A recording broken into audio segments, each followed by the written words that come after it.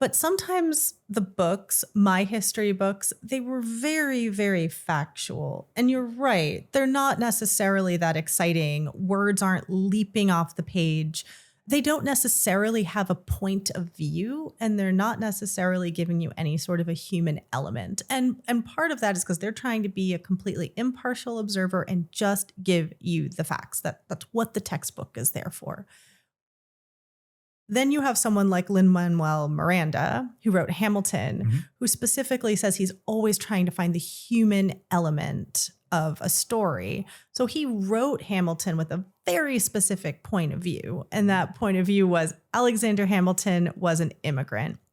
How many people in the United States can relate to being an immigrant coming in?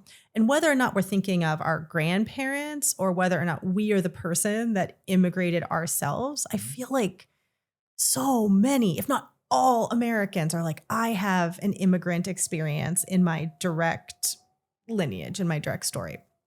So immediately there's something that you can relate to. So someone like Lin-Manuel Miranda is like, okay, this is how we can make someone relate to this fact.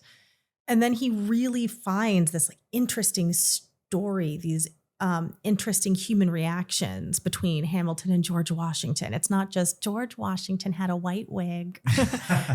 George Washington was the first president of the constitutional United States. Like suddenly George Washington has a personality. George Washington has goals. He has a want. He has pain points. He has things that make him sad. And we're like, oh my goodness, he's human.